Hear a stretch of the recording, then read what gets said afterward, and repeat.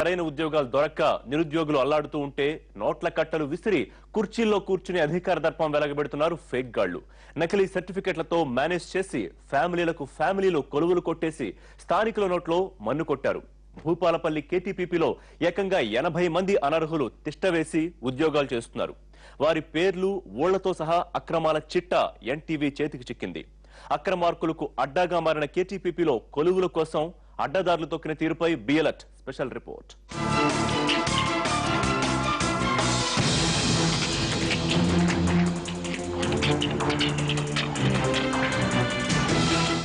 వరంగల్ జిల్లా చెల్పూర్ కేటీపీపీ ఇది. ఏటా జరుగుతున్న 50 కోట్ల అవినీతి ఇంటర్నల్ ఆడిట్ రిపోర్ట్ ను బయటపెట్టడంతో అందులో చోటు చేసుకుంటున్న మరిన్ని అక్రమాలపై సాక్ష్యాలతో సహా వేగులు ఎన్టీవీ తలుపు తట్టారు. తాజాగా జరిగిన ఉద్యోగ నియామకంలోనూ గోల్మాల్ జరిగిందని ఫిర్యాదులు అందాయి. కేటీపీపీలో జూనియర్ ప్లాంట్ అటెండెంట్ నోటిఫికేషన్ జేపీఏకు 2011 జనవరి 5వ తేదీన మొదటి నోటిఫికేషన్ వెలువడింది. 1086 పోస్టులున్న ఈ నోటిఫికేషన్ లో మహిళలకు ప్రాధాన్యత ఇవ్వకపోవడంతో కోర్టు దాన్ని రద్దు చేసింది. రెండోసారి 1755 పోస్టులకు నోటిఫికేషన్ జారీ అయ్యింది. ఇందులో 449 పోస్టులు జనరల్ కు, 224 పోస్టులను భూ నిర్వాసితులకు కేటాయించారు.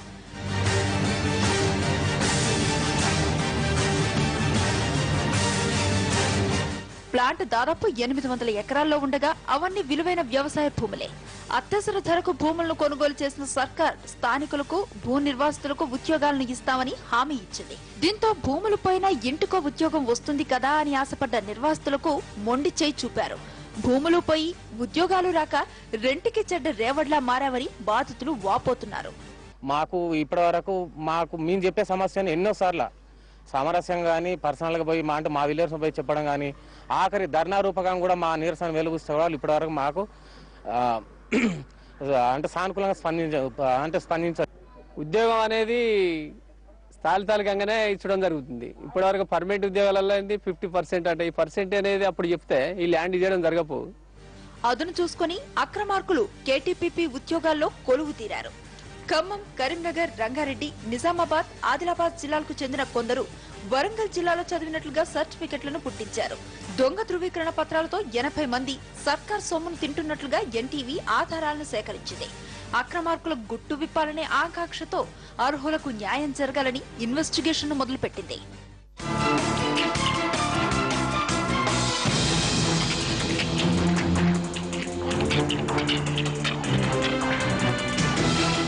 వడ్డించేవాడు మనవాడైతే ఏ వరుసలో కూర్చున్నా ఒకటే అన్నమాట కేటీపీపీ పెద్దలకు అతికినట్టు సరిపోతుంది. ఎక్కడ చదివితే ఏముంది, దొంగ సర్టిఫికెట్లు తీసుకురావడమే ఆలస్యం.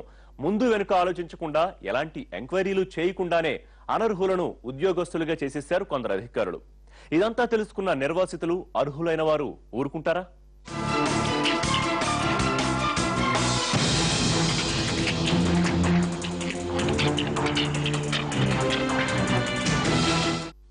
ఇదిగో B Chennalu, B Chiranjeevi, B Suman వీరంతా ఒక్క తండ్రి రక్తం పంచుకు పుట్టిన వారే. వీరిది ఖమ్మం జిల్లా రామవరంలో 10వ తరగతి చదివారు. అయితే భూపాలపల్లిలోని క్రాంతి విద్యాలయంలో 1996 నుంచి 2000 సంవత్సరం వరకు చదివినట్లుగా సర్టిఫికెట్స్ ను పుట్టించారు.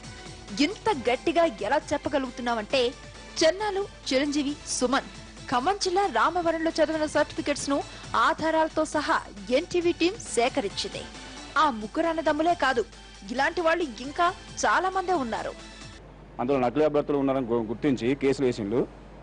వాళ్ళ వల్ల అది హైకోర్టు ఉత్తర్వుల ద్వారా జెన్కో వాళ్ళు విజిలెన్స్ విచారణ చేయడం వల్ల చాలామంది నకిలీ అభ్యర్థులు ఇతర జిల్లాల స్టడీ సర్టిఫికేట్స్ పెట్టి ఉద్యోగాలు పొందినట్టు గుర్తించి చాలామందిని తీసివేయడం జరిగింది. అలాంటి అభ్యర్థుల వల్ల మేము నష్టపోయినాం. అలాంటి అభ్యర్థులను కఠిన చర్యలు తీసుకోవాలని ముఖ్యమంత్రి గారిని, సీఎండీ గారిని ఈ మీడియా తరఫున మేము వేడుకుంటున్నాం. టి భగవాన్ ఇతను రంగారెడ్డి జిల్లా తాండూరులో జెడ్పీహెచ్ లో చదివాడు. అయితే భూపాలపల్లిలోని స్కూల్లో చదివినట్లుగా స్టడీ సర్టిఫికెట్లను తీసుకువచ్చి ఉద్యోగంలో చేరిపోయాడు. సురేష్ బాబు అనే వ్యక్తి కరీంనగర్ జిల్లా దామెరలో చదివాడు. వరంగల్ జిల్లా సోమదేవరపల్లిలో చదివినట్లుగా దొంగ సర్టిఫికెట్లను పెట్టాడు.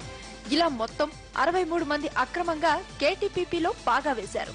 దాదాపు 168 మంది అక్రమంగా ఉద్యోగాలు పొందారని స్థానికులు ఆరోపిస్తున్నారు. జిల్లా విద్యాశాఖ అధికారి అదేవిధంగా మండల విద్యాశాఖ అధికారి డిప్యూటీ విద్యాశాఖ అధికారిని కూడా ఎంక్వైరీలో పాల్గొనడం జరిగింది. ఈ ఎంక్వైరీలో పాల్గొని ఈ ఎంక్వైరీ రిపోర్ట్ ఏంటంటే వీళ్ళందరూ కూడా జెన్యూన్ పర్సన్స్ అని చెప్పేసి నివేదిక ఇవ్వడం చాలా దారుణమైనటువంటి విషయం. ఒక్క ఖమ్మం జిల్లా నుంచే 28 మంది, కరీంనగర్ జిల్లాకు చెందిన వారు 15 మంది, ఆదిలాబాద్, రంగారెడ్డి జిల్లాల నుంచి మరో 10 మంది, వరంగల్ జిల్లా భూపాలపల్లిలో చదివినట్లుగా నివాసం ఉంటున్నట్లుగా సర్టిఫికెట్లను సృష్టించారు. వారు ఎప్పుడు ఎక్కడ చదివారనేది ఎన్టీవీ సర్టిఫికెట్లతో సహా సేకరించింది.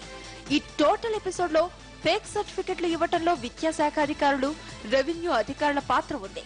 ఇదంతా నిజమేనా అంటే అధికారులు నీళ్లు నములుతున్నారు. ల్యాండ్ యూజర్స్ కి 50% అని ఇచ్చాం అని బోర్డే చేసింది. బోర్డు అంటే మళ్ళీ టేకింగ్ గవర్నమెంట్ అప్రూవల్. సో దాంట్లో 225 మెంబర్స్ జేపీఎస్ ల్యాండ్ యూజర్స్ వస్తారు. బ్యాలెన్స్ 225 అవుట్ సైడర్స్ కావచ్చు. సో ఈ దాని రిక్రూట్మెంట్ అక్కడ ప్రాసెస్ అక్కడ అవుతుంది. బట్ అదే ఈ ఫేక్ సర్టిఫికెట్స్ లేకపోతే వాళ్ళు ఏదో స్టడీ చేశారు అనేది అదంతా మొత్తం హెడ్ క్వార్టర్స్ నుంచినే ఇన్వెస్టిగేషన్స్ అవన్నీ అయినాయి. Some have been proved, but వాళ్ళు మళ్ళీ మాది జెన్యూన్ అని చెప్పి కోర్టుకు వెళ్ళారు. So court will have to decide finally whether it is genuine. NTV అవకతవకలపై ఫోకస్ చేయగా జెన్కో యాజమాన్యం ఈ కేసును విజిలెన్స్ అధికారులకు అప్పగించింది.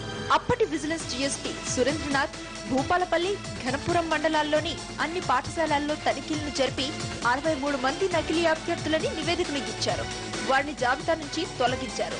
అయితే అదే టైంలో ఎలక్షన్ కోడ్ రావడంతో ఎంఈఓ, డిఈఓలకు లంచాలు ఎలా చూపి విధుల్లో చేరారనే వాదనలు ఉన్నాయి. ప్రస్తుతం విషయం తెలుసుకున్న నిర్వాసితులు, బాధితులు కాకతీయ థర్మల్ పవర్ ప్లాంట్ వద్ద బైఠాయించి నిరసన తెలిపారు. తమకు న్యాయం చేయాలంటూ ప్రభుత్వాన్ని, కేటీపీపీ యాజమాన్యాన్ని డిమాండ్ చేశారు.